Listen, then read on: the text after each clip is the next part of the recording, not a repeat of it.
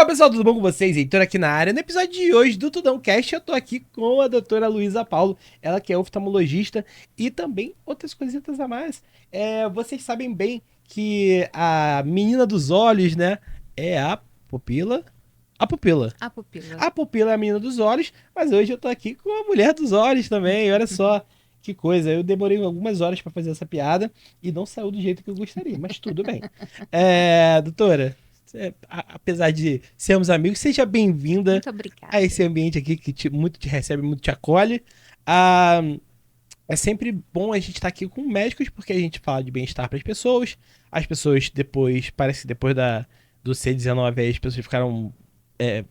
Finalmente se ligaram mais do bem-estar, se ligaram mais no que as pessoas precisam, que elas precisam cuidar melhor da saúde, e isso deu uma refletida no trabalho de vocês médicos, né? Acho que os médicos também entenderam que precisavam sair da caixinha, que precisavam ir para o digital, mostrar o trabalho de vocês.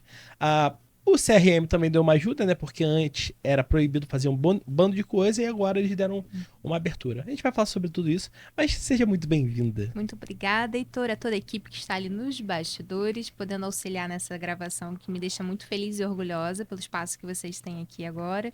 E muito orgulho em fazer parte precocemente da equipe de vocês. É isso. A gente fez isso aqui em 20 dias, essa obra, né? A gente transformou. Isso aqui não tinha absolutamente nada. Transformamos isso aqui em 20 dias. E todos os dias a gente está melhorando. É sempre um orgulho, né? Tudo começou há mais ou menos um ano e meio atrás. E a gente vem vencendo cada dia mais. Mas, vamos lá. Eu gosto de começar pelo começo. Sempre pelo início, né? Primeiro, por que você fez medicina? Porque assim, eu gosto de falar sempre que eu fui operar adenoide com 7 anos. Pela minha voz fanha, você viu que não aconteceu nada, né? Ela voltou. Mas eu fui operar adenoide com 7 anos. E aí o doutor falou assim: o anestesista, né? Heitor, essa máscara aqui ela é igual de piloto. Você não quer ser piloto? Então bota essa máscara aqui porque vai ser igualzinha. E aí ele botou a máscara, eu adormeci e acordei já depois da cirurgia.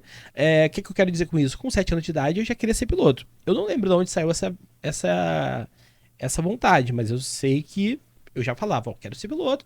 E aí eu fui pra marinha e tudo mais, o restante é história. Mas e você? Como é que você quis ser médica?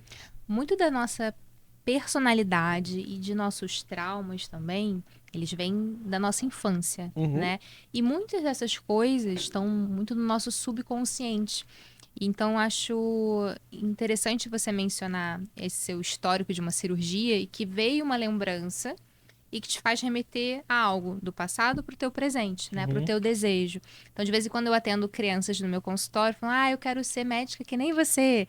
E talvez aquilo, lá na frente, ela não vai conseguir fazer essa associação. Eu fui numa médica quando eu tinha 4, 5 aninhos uhum, e que eu gostei muito do atendimento, gostei das brincadeiras, de como a gente levou a consulta leve e inspirou ela a ser, né? Tô dizendo isso porque eu atendi ontem uma moça que tá na carreira da medicina e eu vou chegar da onde eu surgiu a minha carreira e falar, eu sempre quis fazer dermato, mas eu queria também fazer cirurgia e não estava me encontrando. Eu te encontrei, me encontrou, né, nas minhas redes uhum. sociais, no meu Instagram, e eu vi que através da oftalmologia eu podia fazer o que eu tanto gosto, que é a cirurgia ocular, quanto procedimentos estéticos. Então, o quanto que a gente, nas nossas atitudes, ao longo da nossa vida, a gente tem a capacidade de inspirar pessoas nos seus maiores potenciais, né, para uma vida de maior felicidade. Então a gente está aqui gravando esse podcast, né, e você várias outras vezes que está aqui também, em vários assuntos, vários profissionais,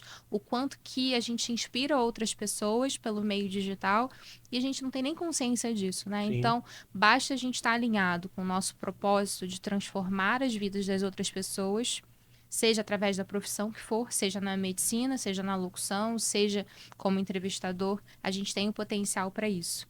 E Uhum, meu pai teve um grande potencial em mim, que foi em desenvolver a virtude de transformar vidas, em ajudar pessoas, principalmente na questão da saúde, né? Então eu desde criança fui incentivada pelo meu pai, a ser médica, como muitos da carreira também são, né? uhum, Não só na medicina, mas outras profissões no geral. Existe uma tendência dos filhos seguirem as carreiras dos pais, Sim. até por um próprio incentivo. Dificilmente existe o contrário.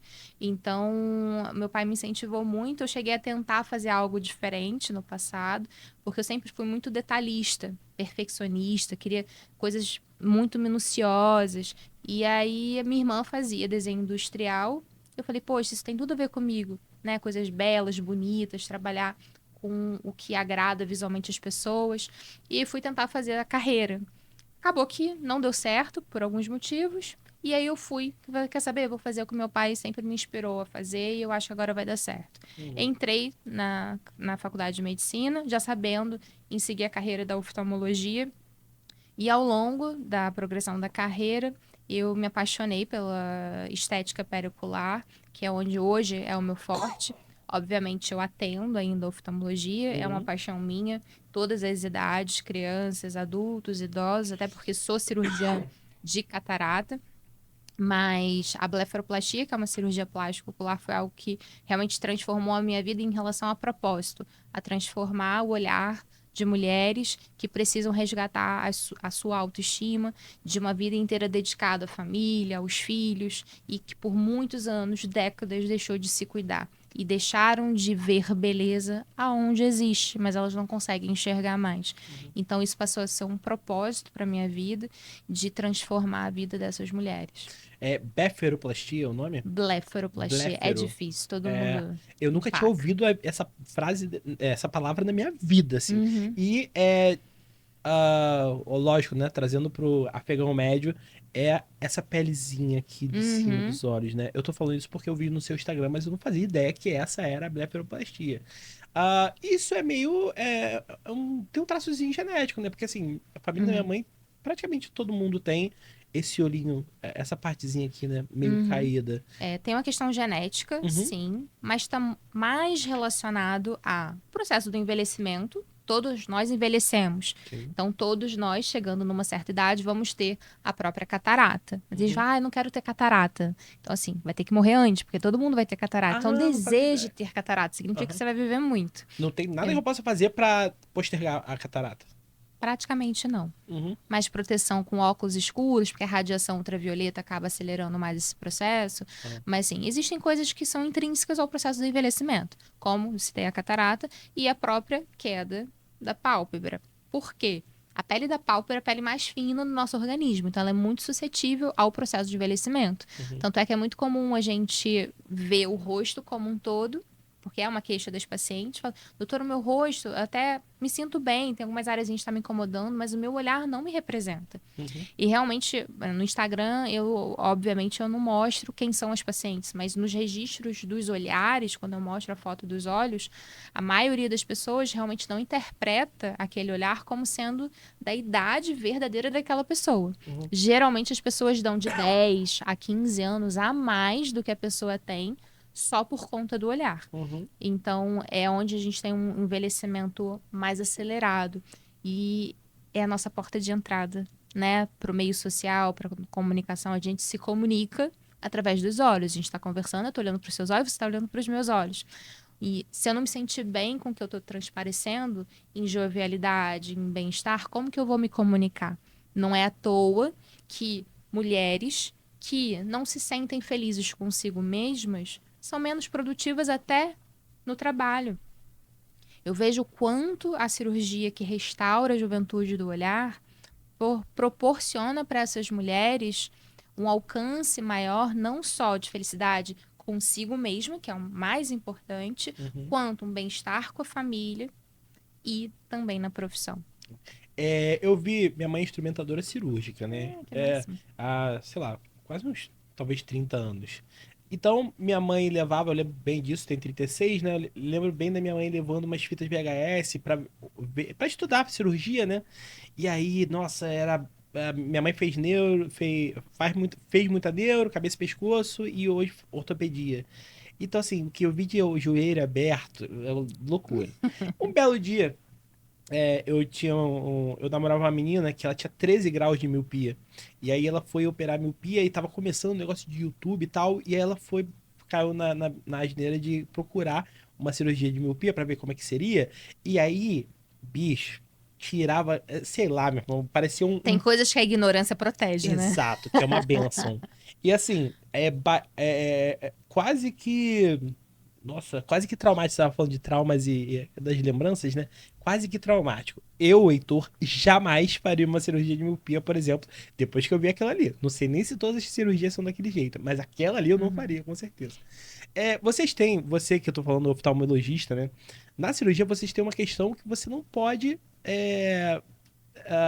Você não pode anestesiar, fazer anestesia geral no seu paciente. Tô errado?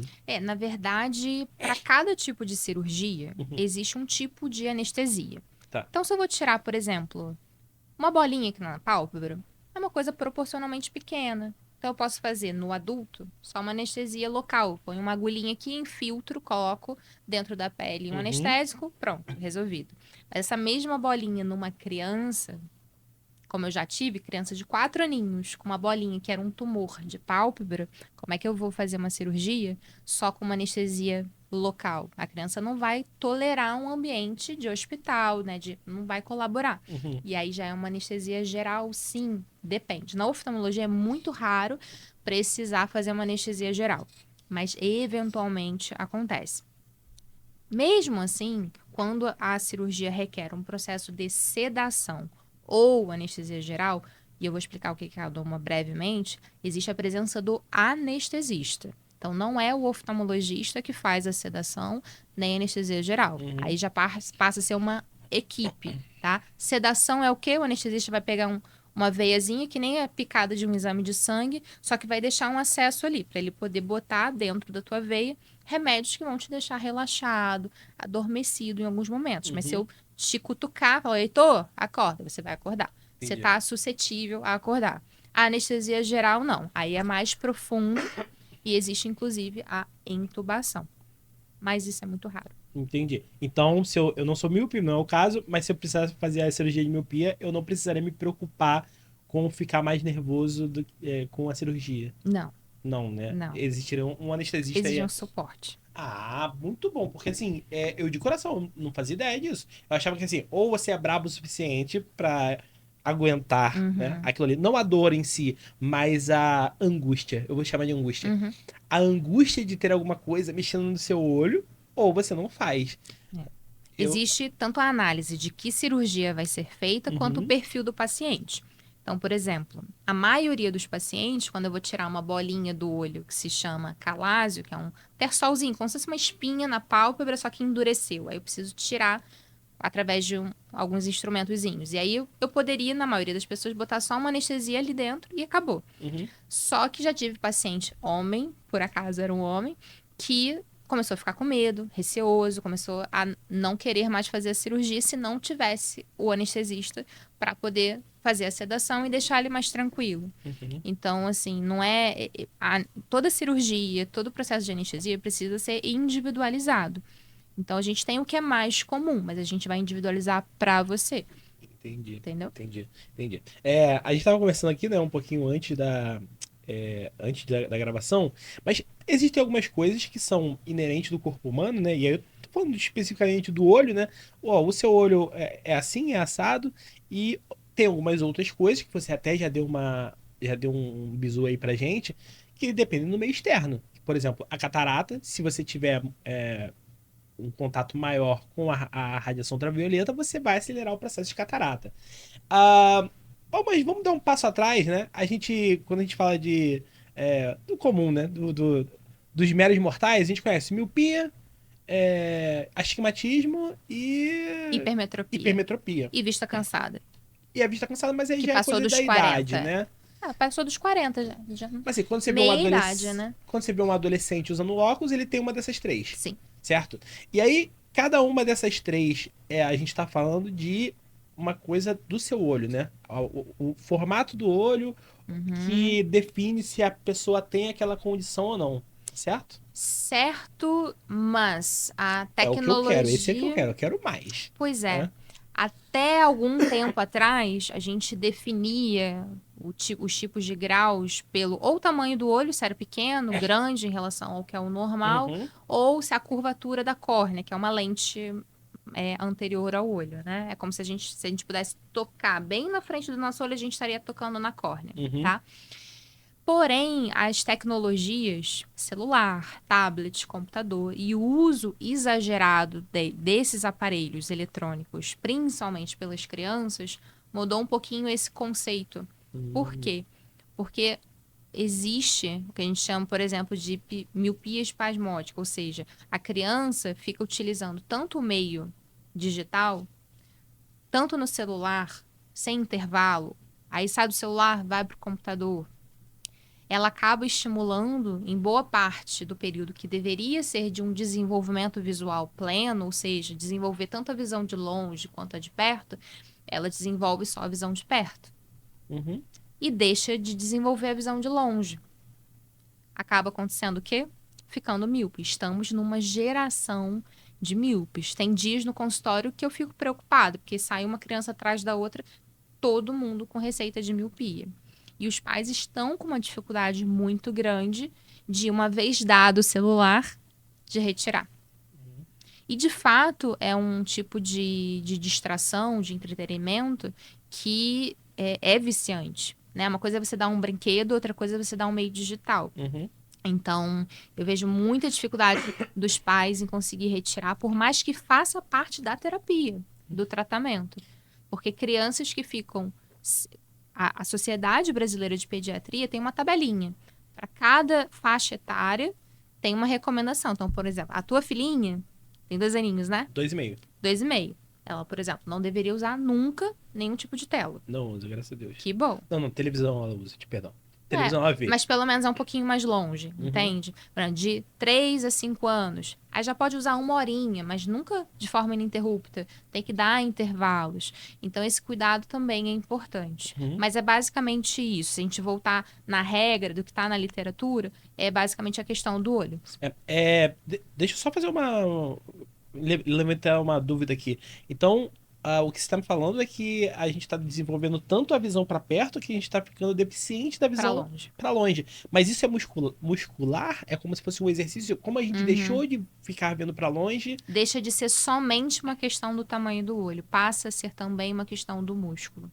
Entendi. E aí, se esse músculo ele é preguiçoso, ele está sedentário, eu não consigo fazer algum tipo de exercício que ele volte a funcionar?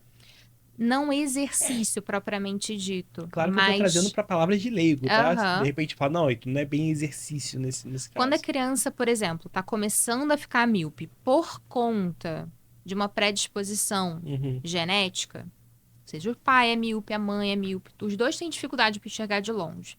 Existe uma possibilidade maior daquela filha, daquele filho também ter miopia. Sim. Esse é um ponto. Tá no DNA, não tá no meio externo propriamente dito. Certo. Se a gente pega uma outra criança, os pais não são míopes, ela não tem uma tendência a ser míope, mas ela tá usando muito celular, sem intervalos, sem as regrinhas que a Sociedade Brasileira de Pediatria recomenda, a tendência é ela se tornar míope, porque ela tá numa fase de desenvolvimento visual que ela não tá trazendo para o cérebro o que ele precisa para estimulação visual. A gente não nasce enxergando 100%, a gente nasce e aprende a enxergar. Agora, como que eu estou aprendendo a enxergar? Se tudo que está disponível para mim é só o que está perto. Eu não estou indo jogar uma bola com os amiguinhos, não estou brincando de Barbie, não estou fazendo o que tradicionalmente era feito, né? Sim. Só estou dando para as crianças o celular. Então, acaba tendo o cérebro, ele não aprende a enxergar de longe. Ele só aprende a enxergar de perto. Se você consegue, num curto espaço de tempo, entender, os pais fortemente cortarem para as recomendações, existe a chance de regressão do grau. É uma miopia transitória. Mas se largar a mão e a criança realmente usar de forma indevida, a miopia se torna permanente e crescente. E de quanto risco a gente está falando a mais porque essa criança tá usando o celular direto? Não consigo mensurar em percentual, mas a tendência dessa questão da miopia pelos meios digitais é algo assustador em relação à expectativa de crescimento de miopia pela OMS. de um Doideira. percentual significativo da população mundial, a gente tá falando de Brasil, a gente tá falando do mundo, Uhum. de ter miopia. Você tava falando aí sobre a gente aprender a enxergar. Tem um filme muito antigo já que mostra um caso de um cara que ele nunca tinha enxergado na vida, né? Ele era cego de nascença. E aí pediram alguns voluntários para participar de um tratamento, era um tratamento cirúrgico, onde ele iria voltar a enxergar. E aí ele volta a enxergar por conta lá da limitação dele. E aí o cérebro, ele tem que aprender a enxergar. E aí o cérebro vai e bloqueia aquele negócio. O cérebro dele naturalmente bloqueia aquele lance e ele volta a ficar cego. Isso é muita doideira, né? Cara, o cérebro é uma máquina muito A visão está sinistra, né? intrinsecamente ligada ao cérebro, não só ao olho. Uhum. A propósito, aproveitando que hoje é dia 10 de novembro, Isso. né? Eu ontem, tá fresquinha essa notícia, né? Ontem eu vi a reportagem sobre o primeiro transplante de globo ocular que foi feito no exterior. Uma equipe de 140 profissionais, entre cirurgiões, enfermeiros, Uhum. circulantes, instrumentadores, em mais de 20 horas de cirurgia para o primeiro transplante de globo ocular. Até então, do ponto de vista de transplante oftalmológico, só se transplantava a córnea. Córnea, né? Que é A bem comum, córnea, que é a inclusive. lente. Uhum. E que com ótima recuperação. Porque a córnea, ela precisa ser transparente para a maior parte da luz entrar. Uhum. E justamente por essa função, nem vaso ela tem. Ela não tem vaso sanguíneo. Ela é totalmente transparente. Uhum. E justamente por ela não ter vaso sanguíneo, que o transplante de córnea é o de menor índice de rejeição. Então, a gente transplanta a córnea e a chance daquele órgão ter rejeição, de precisar de um novo transplante, é muito menor do que outros órgãos, como coração, pulmão, fígado, Fígado, né? etc. Uhum. Né? E eu fiquei muito feliz com essa notícia porque é uma esperança para muitas pessoas, E né? eu posso agora ter olho azul, se eu quiser. Não Ó, é com esse propósito, né? tenho certeza que Mas, não. Mas mas o quem mundo está sabe um avançando muito. dia. Inclusive, assim, até existem cirurgias para trocar a cor do olho. Porém, nenhuma aceita pela Anvisa, regulamentada pela Anvisa, Aham. né? E de altíssimo risco para a cegueira. Então, aproveitando a deixa, se alguém ficou interessado nessa pegada, é só brincadeira, porque se quiser trocar a cor do olho, usa lentes de contato. É. E também não é lá recomendado, né? Ou sim. É Dependendo. uma questão estética, né? Se a pessoa conseguir botar, tirar e ficar bem adaptado à lente, tudo bem. Uhum. Agora, só a questão desse primeiro transplante de globo ocular, é importante dizer para talvez alguém esteja assistindo, né, e tenha uma deficiência visual e tenha visto nisso uma esperança. Veja assim como uma esperança, mas realmente a longo prazo, porque esse primeiro transplante de globo ocular, ele não conseguiu fazer a conexão justamente olho-cérebro. Colocou o globo Uhum. ocular e ele ficou ali permanecendo vivo, mas sem a inteligência da visão.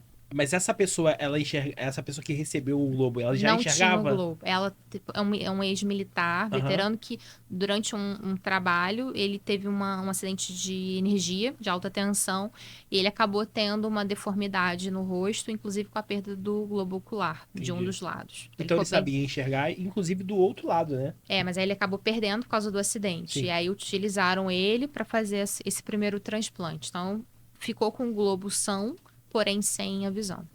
Que doideira, sinistro. Mas você acha que você tenha. Você acha que a medicina vai avançar a ponto de a gente conseguir fazer esses transplantes com sucesso ou ainda é uma coisa distante, assim? Ó, é muito difícil falar isso porque, assim, pra gente que trabalha no dia a dia de forma clínica, eu hoje acho que é muito a longo prazo. Se algum dia acontecer. Aham, Eu tenho alguma esperança? Tenho. Mas assim, eu não trabalho no ramo da pesquisa, entendeu? Então, o médico que trabalha na parte clínica, a gente fica mais condicionado ao que a ciência nos diz hoje. sim. E não do que a ciência está produzindo para o amanhã. Entendi. Isso é. Mas só de existir a iniciativa, né? Você falou 140 pessoas envolvidas, projeto gigantesco, né? Só das pessoas estarem tentando, eu acho que já é um avanço absurdo, Uhum. assim, né? É muito engraçado, a gente. Não sei se você brincava de. Marco Polo, né? Uhum. Aquelas brincadeiras de criança que a gente tapa os olhos. E, cara, é muito. A gente é muito dependente da visão, né? E aí, acredito, o que eu vejo, o que eu te acompanho de rede social é que você recebe pessoas de idade, né? E é aquela fase, como você bem falou aí já da catarata, é a fase que as pessoas começam a ter alguma deficiência, né? Uhum. Na visão. Então a gente tem a catarata, você bem falou, a vista cansada, né? Ah, para catarata, a gente tem a cirurgia vista cansada, a gente não tem ainda uma cirurgia, ou já tem.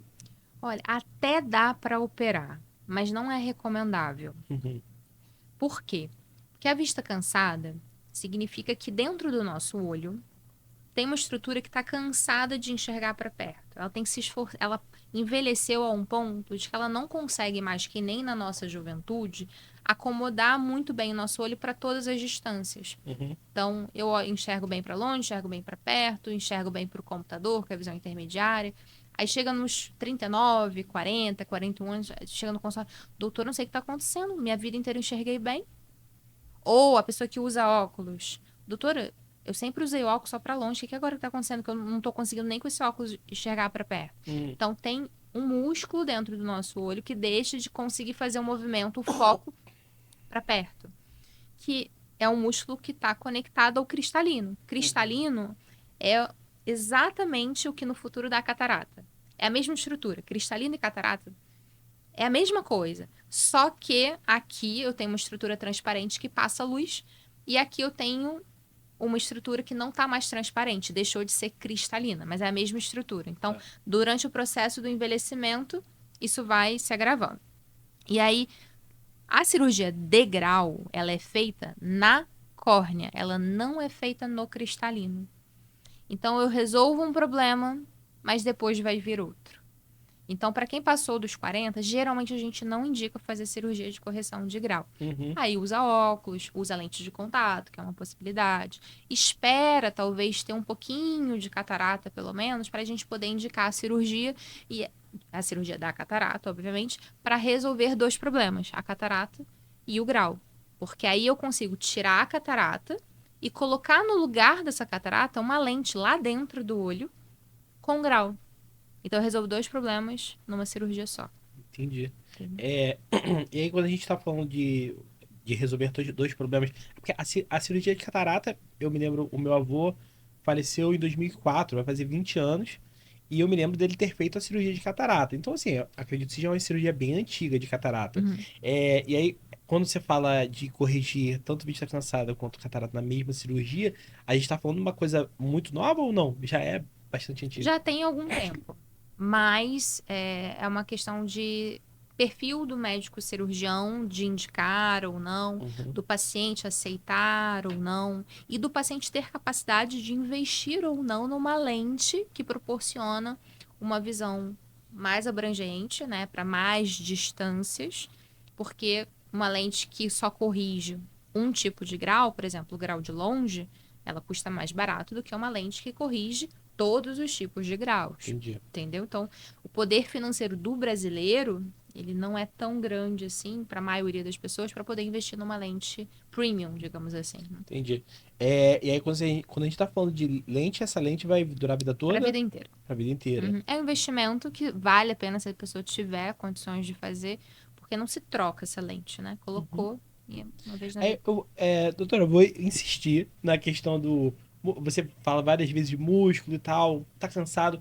Não tem a menor possibilidade de fisioterapia, um tipo de musculação, fisioterapia. Eu não consigo fazer outra coisa se não corrigir isso de forma. Usando algum artifício, um óculos, uma lente. Eu não consigo. Cientificamente provado, não. Se você for Uhum. buscar na internet, vão ter algumas pessoas Arrastando pra cima, né? Vai ter é, um monte de arrastar pra que cima. indica fazer esses tipos de terapia. Não Aham. tem nada comprovado. Até mesmo porque se tivesse, não faria o menor sentido nós médicos. Operar. Não, não é nem operar, porque seria uma terapia, seria uma fisioterapia, seria um Uhum. exercício. Né? Não, não faria o menor sentido a gente Entendi, não indicar se tivesse comprovação de que isso de fato acontece, que traz resultado para o paciente. entendi. Esse é o corpo traindo a gente, né? A gente pode ir lá pra academia pra fazer Hum. musculação, mas o músculo do olho que Não tá. vai fazer diferença. Não vai fazer a menor diferença, né? Aí não. Isso é muito bizarro. Tá. Na semana passada eu vi um vídeo muito legal na internet falando sobre os bastonetes, né?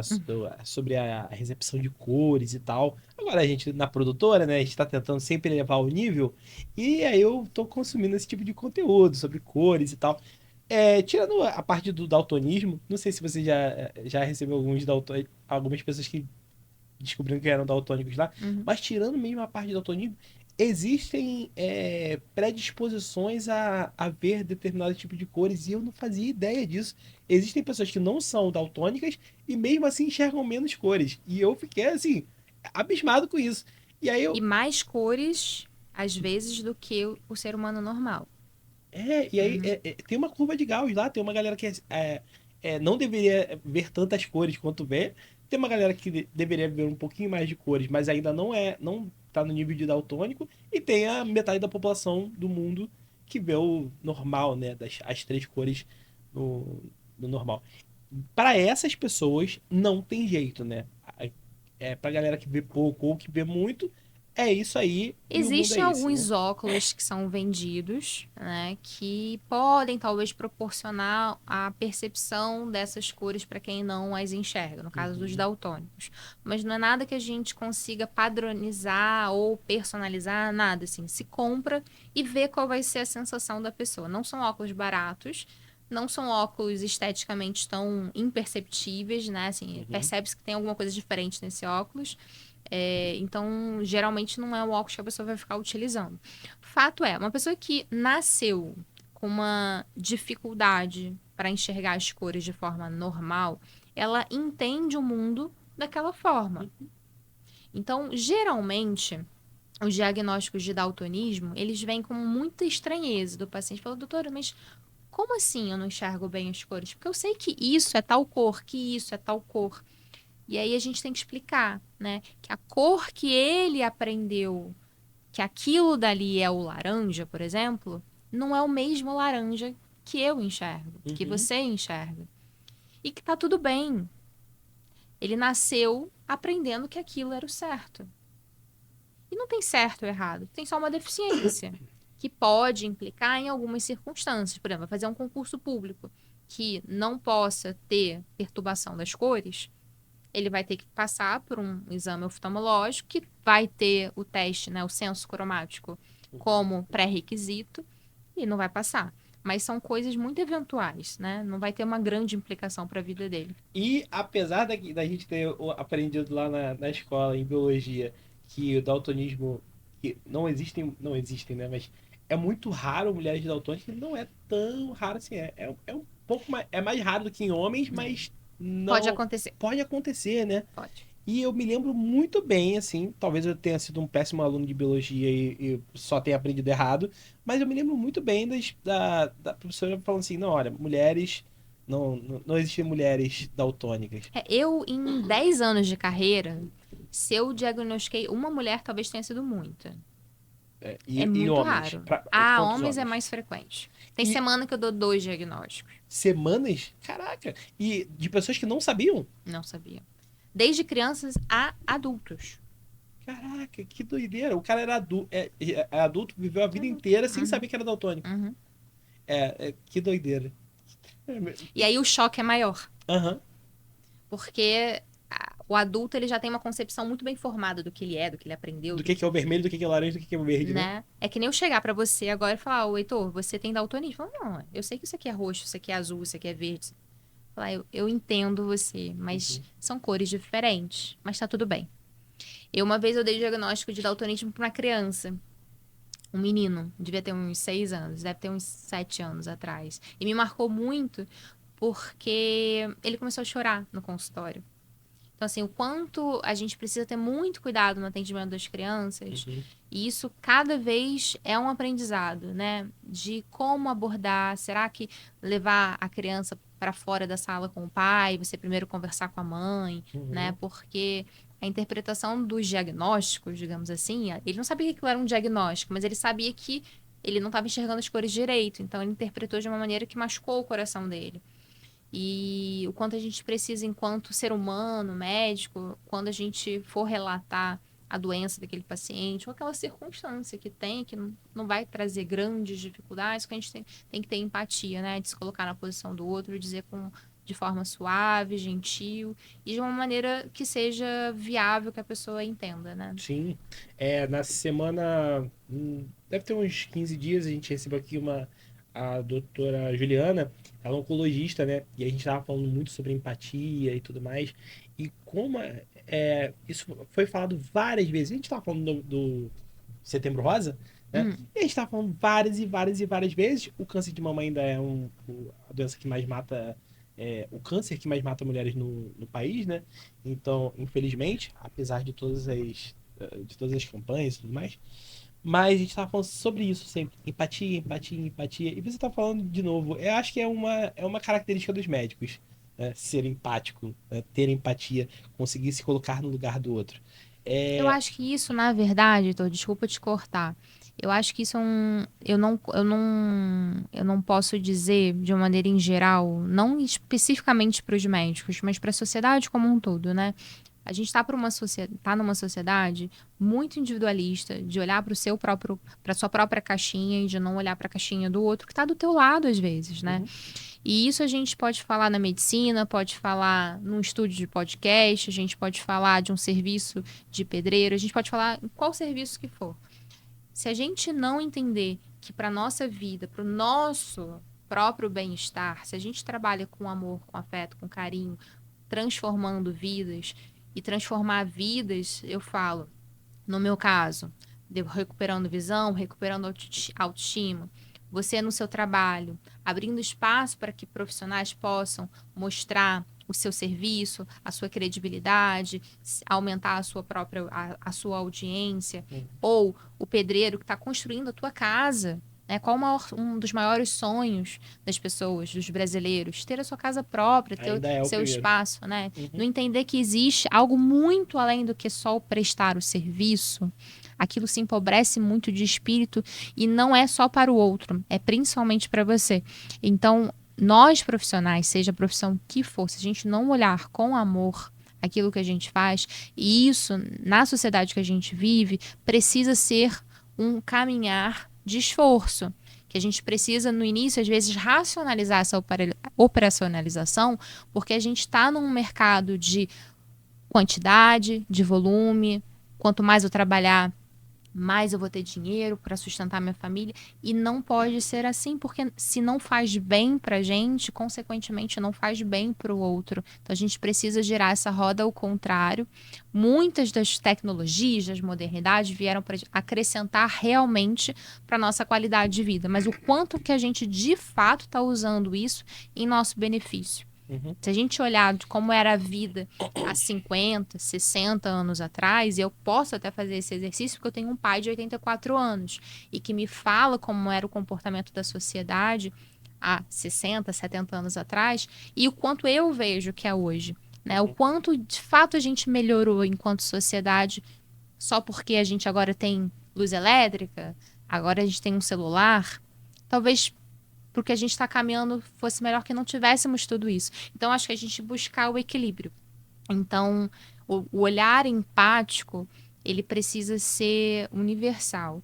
E isso, como não tem sido algo preconizado desde a nossa educação, isso eu vejo às vezes no consultório, né? De como os pais estão cuidando dos seus filhos, tratando dos seus filhos. A gente precisa parar e racionalizar para que a nossa vida se preencha, para que a gente consiga transbordar isso para a vida de quem está no nosso entorno, seja da nossa família, sejam as pessoas que confiam na gente enquanto profissional. Você mandou uma mensagem muito boa, inclusive por esse período a gente já citou aqui, né? Eu citei na entrada, nesse período de pandemia, quanto vocês foram requisitados, vocês médicos que eu tô falando, né? Quanto vocês foram requisitados, mas depois isso foi se alastrando pela população, né? As pessoas foram vendo que era cada vez mais importante trazer essas pessoas para perto, e ter uma atitude um pouco menos individualista, digamos assim, né? Uhum. Agora eu vou mudar de assunto, né? Já falamos sobre a doutora Luísa, oftalmologista. Mas você tem aí feito bastante coisa na área da estética. E eu queria saber, você falou sobre a Blefaroplastia. blefaroplastia, que uma questão tanto oftalmológica quanto estética, na minha opinião, assim, de leigo, mas você também tem feito algumas coisas da parte estética, né? Vamos dar uma introdução? Algumas pessoas acham que é vazio, Fútil. que é fútil, que assim, isso não leva ninguém a nada e tudo mais. Não deveria ser assim. Da mesma forma que tem amigos meus, por exemplo, falam assim: por que que o homem tá indo a Marte se ainda existe gente morrendo de fome na Terra, né?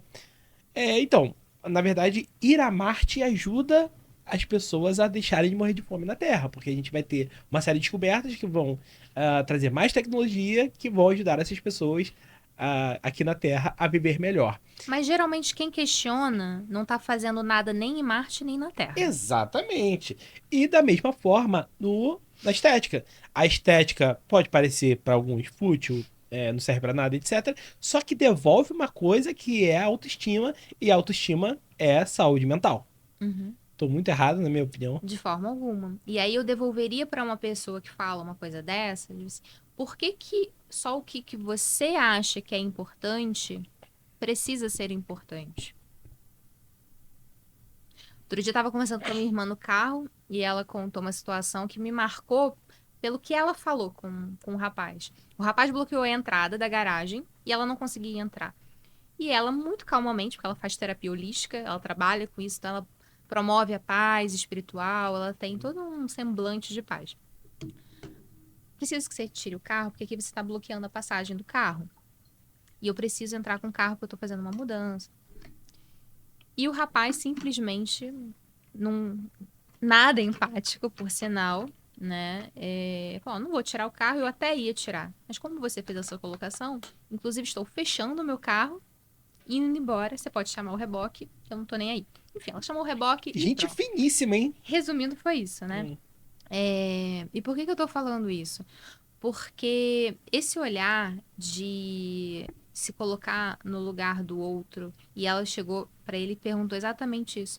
Por que que você acha que você é mais importante em colocar um carro que está numa vaga, num lugar irregular, que nem era uma vaga, em detrimento do que eu preciso, que é acessar a vaga da minha garagem? Por que que você acha que o seu direito é maior do que o meu, né? Porque estamos numa sociedade de muitos direitos e poucos deveres, Sim. né? E aí eu devolveria essa pergunta para uma pessoa que fala isso. É futilidade, é uma pessoa vazia, que precisa se preencher do lado de fora porque não tem nada por dentro. Eu perguntaria, o que você acha importante? Já que você não acha o que essas pessoas consideram ser importante, Uhum. o que você acha que é importante? É isso, isso, isso. Até pode ser algo importante, mas é importante para você. Te preenche. E a pessoa que quer estar bem consigo mesma através da estética não significa necessariamente, e na maioria das vezes não é, que ela só está buscando aquilo como um fim para tua felicidade. Por exemplo, eu quero me sentir cada vez mais bonita, mais jovem, mais apresentável. As pessoas gostam de ver coisas bonitas. Sim. Isso não significa que isso é algo, um objetivo exclusivo para minha vida. Eu me preencho também de outras coisas. Eu me preencho trabalhando de segunda a sábado, me dedicando para os meus pacientes. Mas algumas das vezes eu preciso de um momento para mim, para eu me preencher comigo mesma. De eu me olhar no espelho e eu ser suficiente para mim. De eu não precisar de outras coisas, sejam materiais, sejam de outras pessoas, para me sentir bem. Eu não preciso obrigatoriamente só eu estando casada eu vou ser feliz. Só tendo um filho eu vou ser feliz. Só tendo um carro novo eu vou ser feliz. Por que que eu não posso ser feliz sendo a minha melhor versão? Isso pode ser, mas isso é um discurso, né, que parece muito utópico, mas é verdade. A maioria das pessoas hoje em dia, e até por conta disso, hoje a gente tem a maior taxa de suicídio Uhum. em relação à história da humanidade, por que que as pessoas estão se sentindo tão vazias? E às vezes, quando eu pego pacientes que querem fazer, principalmente cirurgia da pálpebra, e eu vejo o quanto elas de fato estão vazias por dentro. E eu falo para elas, olha, eu até posso te ajudar a melhorar a sua autoestima, de você voltar a enxergar beleza onde você não enxerga mais. Mas o principal tá aqui dentro. Então, fazer uma terapia para te ajudar, ir no psiquiatra para ele talvez medicamentosamente te orientar, faz parte. Psiquiatra e terapia não é só de gente louca, muito pelo contrário. É Tá caindo esse muito estigma, né? mais para as pessoas que são sem distúrbios psiquiátricos e que precisam de uma ajuda. Quem não precisa de uma ajuda? Criança precisa de ajuda. Meu irmão vai se formar em psiquiatria para atender crianças. Ele quer fazer a parte infantil. Porque ali na infância é onde a gente vai sofrer situações que acontece, né? E nas proporções devidas de crianças, mais ou menos, e que vai carregar aquilo como um trauma, consequentemente como uma crença ruim sobre aquilo por toda uma eternidade. Uhum. Então a gente precisa se cuidar, tanto por dentro quanto por fora, sim. Entendi. E aí, qual o rol lá de coisas que você tem feito? Mas como é que foi essa mudança de ir pra estética? Então, na minha residência de oftalmologia, a gente rodava em várias cirurgias. Aham. E uma das que eu me apaixonei na época foi a cirurgia da pálpebra. Achei muito delicado, trazia lembrança da minha essência, desde a minha faculdade de design gráfico, de Uhum. querer as coisas máximo perfeitas possíveis, tentar buscar a beleza das coisas, né? E tudo que envolve isso. E aí, quando eu me formei, eu fiquei com aquela lembrança de querer trabalhar a partir da blefaroplastia. Quando eu comecei a operar a blefaroplastia, isso já tem alguns anos, eu percebi que eu precisava complementar, em alguns casos, com outros tipos de tratamentos menos invasivos do que uma cirurgia, Uhum. a região dos olhos. Então, por exemplo, a pessoa quer operar a queda da pálpebra superior. E ela tem uma flacidezinha na pálpebra inferior, mas que não tem indicação de cirurgia. Então, eu operava a pálpebra superior.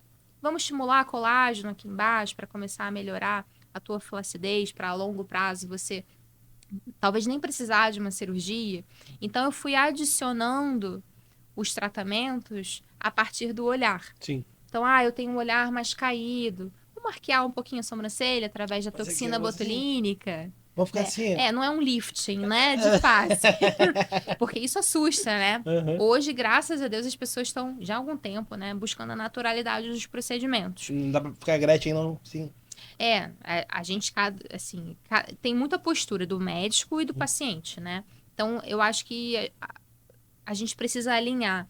Eu dificilmente pego um paciente que vem com uma necessidade muito diferente da que eu trabalho, né? Eu trabalho com a elegância da naturalidade das expressões, da face. Então, dificilmente algum paciente que pensa diferente vem até mim. Entendi. Doutor, eu quero uma sobrancelha super arqueada, eu quero ficar super escada, porque não é a minha comunicação nas redes sociais. As pessoas sabem que eu trabalho de uma outra forma. Então, existe essa conexão. E a gente trabalhar com aquilo que a gente gosta e do jeito que a gente gosta, né, alinhando com o paciente, isso é muito gostoso. Então, a partir dos olhos, eu fui trazendo terapias, como os fios de PDO para poder estimular colágeno, Uhum. a toxina botulínica para arquear um pouquinho a sobrancelha e diminuir essa queda para pessoas que às vezes têm medo da cirurgia ou não têm questões financeiras também, que não pode fazer cirurgia de pronto, mas pode fazer a toxina botulínica, que é o Botox. Sim. Então, e a partir disso eu fui indo para toda a face, para um tratamento como um todo. Você bem falou aí da comunicação, e essa comunicação é mérito total do marketing que você tem feito nas suas redes sociais, né? E aí eu dou os parabéns do jeito que você se Obrigada. comunica. A gente, quando eu te conheci, né? Há alguns anos atrás, quando a gente se conheceu, a primeira coisa que a gente fez, a gente nem não se conhecia pessoalmente, a primeira coisa que a gente fez foi se comunicar nas redes sociais. E eu me lembro muito bem disso, do jeito que você falou com a câmera, de você ter falado assim, falei, nossa, mas se comunica tão bem, eu não fazia ideia, né? E tá de parabéns, assim, não só do jeito que você se comunica, mas não só no mérito, mas também na forma. Eu acho muito muito bom o jeito que você faz. Obrigada. É, e aí você falou uma coisa também que é legal, o que tem acontecido aí nos últimos anos é que as pessoas têm, na minha opinião, tá, gente? Opinião é minha. As pessoas têm passado um pouquinho do ponto e mais, além disso, né? Tá todo mundo ficando tão igual, né? Com os procedimentos, com a exacerbação dos procedimentos. E aí fica assim, nossa, mas tá todo mundo igual, gente. Mas eu gosto tanto assim. Eu, por exemplo, eu tenho uma questão que me incomoda, que é essa voltinha aqui, né? Em cima do meu nariz. E vou te falar, depois que eu vi a galera fazendo tanto procedimento e mudando, nem tá mais me incomodando tanto, porque isso aqui passa a ser parte de mim. Uhum. Essa gordurinha aqui, sei lá se é uma gordura, mas passa a ser parte de mim. Eu falei, beleza, eu acho que não me incomoda mais tanto, porque se eu tiro, eu perco a minha E é isso. identidade. E é isso. Tem algumas pacientes que chegam pra mim no Uhum, consultório e falam, doutora, eu vim aqui porque eu tô um pouquinho incomodada. Mas eu não tenho certeza se eu quero fazer, se eu preciso fazer. Eu vim aqui pela tua opinião. uhum, E aí, eu dou minha opinião mediante o seguinte. Se a pálpebra da pessoa não está comprometendo a visão dela, funcionalmente não está atrapalhando, uhum, quem sou eu para dizer se ela precisa operar ou não? Porque isso precisa incomodar primeiro ela e não o outro, seja o outro o marido, a irmã, a vizinha ou a médica. Então, isso que você falou é exatamente o que eu preconizo no meu consultório. uhum. Então, assim, se tá atrapalhando a visão, eu falo, olha, realmente precisa fazer a cirurgia, porque tá tampando a sua visão. Mas essas pessoas, geralmente, nesses casos, elas já sabem disso. Porque é muito óbvio, tá tampando a pupila, não tá entrando luz dentro do olho. A pessoa olha pro lado e vê a pálpebra, não vê o retrovisor, não vê a pessoa que tá do lado jantando. Então, não chega nesse ponto. Mas quando a pálpebra tá um pouquinho caída e me pede a minha opinião, eu falo, olha, se você está pedindo a minha opinião, é porque isso não está te incomodando muito.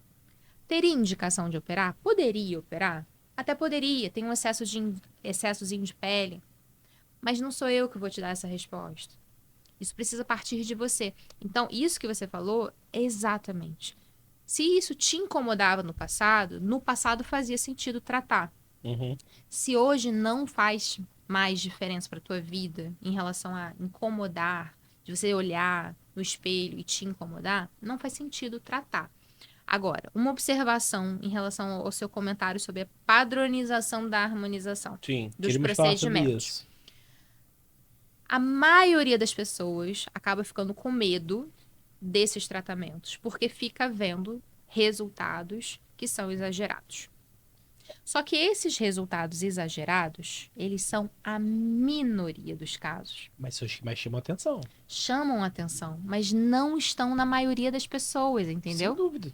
A maioria dos profissionais faz tratamentos naturais na maioria das pessoas. Só que essa maioria das pessoas que você cruza na rua, você nem percebe que ela tem um tratamento. Uhum. Que ela tem um preenchimento na olheira, que ela tem um preenchimento no lábio, que ela tem um preenchimento no queixo, ou que ela tem um preenchimento no ângulo da mandíbula, no caso dos homens que gostam, ou que ela está com botox. Você nem percebe. Mas exatamente por causa disso, as pessoas subestimam o tratamento. Uhum. Entendeu?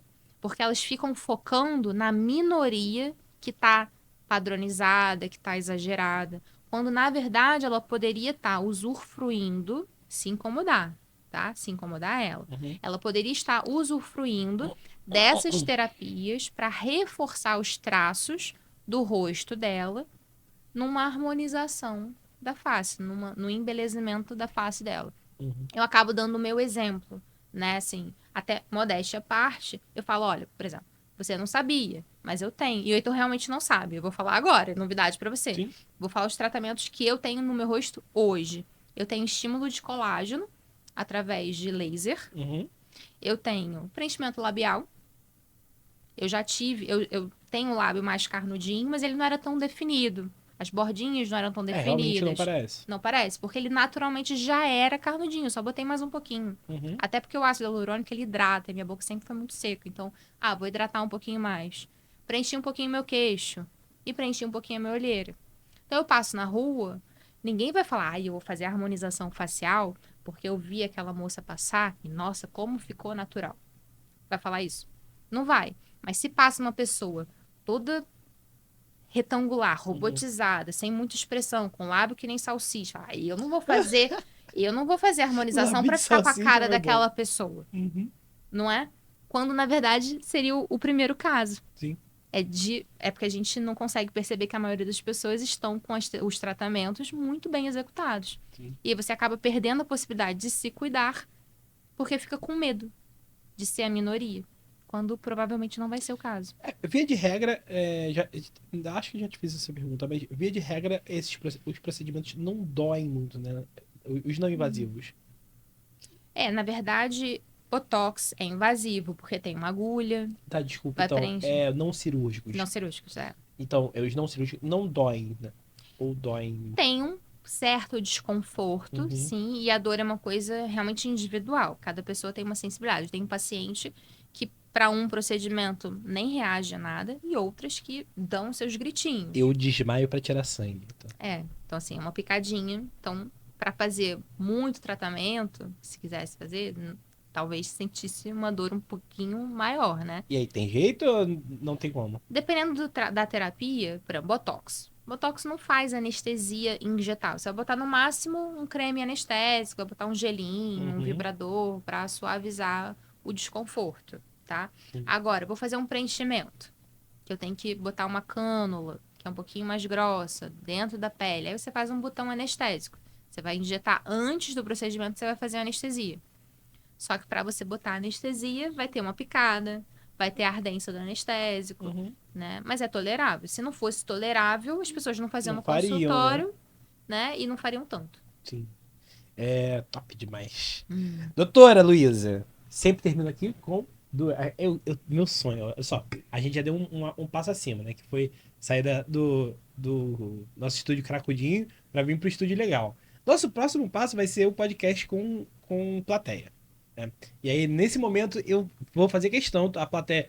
A única coisa que a gente vai fazer questão é a plateia, na hora de chegar nesse momento aqui, de acabar, a pessoa fala, porque eu tenho esse sentimento, eu quero continuar. Ô, diretor, diretor, põe aí o na edição. Quanto a. Eu sempre termino com duas perguntas. Se você já viu o podcast até o final, você já sabe quais são. Mas vamos lá. A primeira pergunta é se você indicaria alguém para estar aí no seu lugar sendo entrevistado por mim. Sim, facilmente. Facilmente. E aí, por que eu faço essa pergunta?